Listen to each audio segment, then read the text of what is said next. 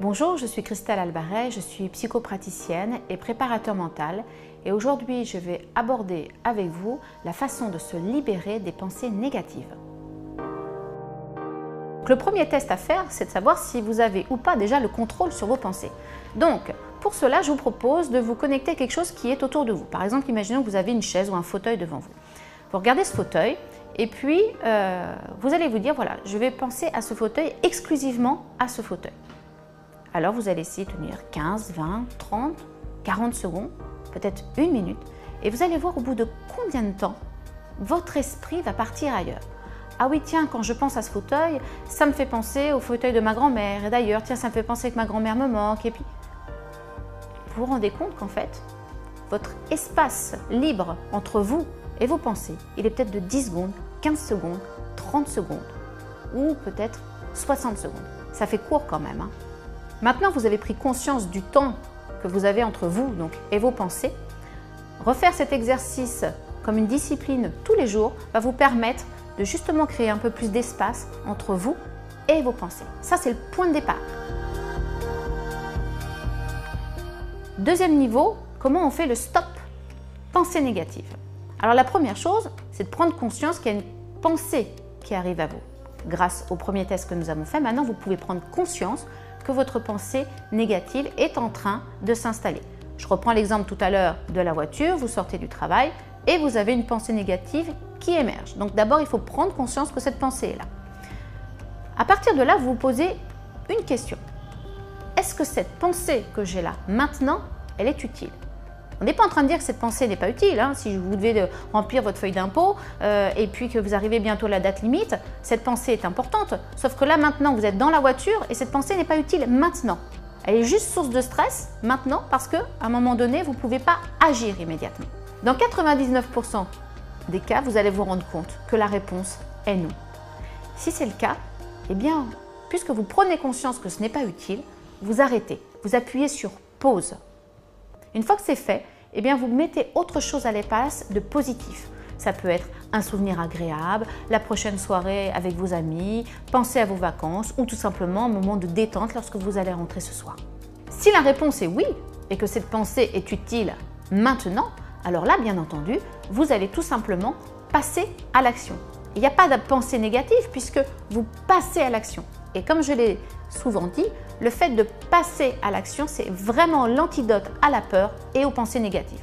Si je passe à l'action, je suis déjà à un autre endroit. Une fois que vous avez terminé ce principe, il faut savoir qu'il faut recommencer autant de fois que c'est nécessaire. Je m'explique.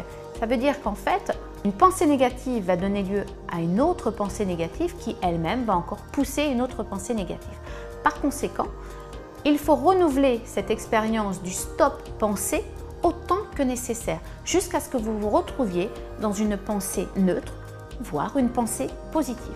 En complément, cette technique va vous permettre de revisiter aussi votre discours intérieur, qui était jusqu'à présent peut-être plutôt négatif, et qui lui donc va revenir dans le neutre, et puis du coup vous permettre de pouvoir partir beaucoup plus sur des pensées positives, et donc créatives pour vous. Je vais vous donner une astuce que l'on pratique avec les sportifs de haut niveau, qui se passe à 3 niveaux. Dans un premier temps, ce sur quoi on va travailler, c'est sur la pacification mentale, justement cet exercice du stop pensée. Le deuxième, c'est une technique de relaxation, et on va souvent utiliser pour cela la sophrologie. Et enfin, le troisième, c'est des techniques de visualisation, et on va utiliser les techniques de la PNL, programmation neuro-linguistique, qui sont bien évidemment les principes de reprogrammation, de rééducation du cerveau au profit de la performance. Un état positif, optimiste, a envie d'agir autant pour résoudre ses problèmes que pour atteindre des objectifs.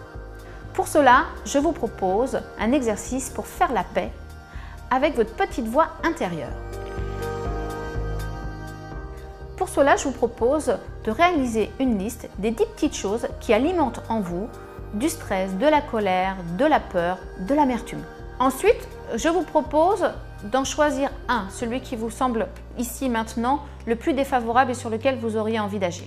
Et à partir de là, vous proposez un discours bienveillant, empathique, positif qui pourrait remplacer ce discours défavorable. Et là, vous avez le droit d'être inventif.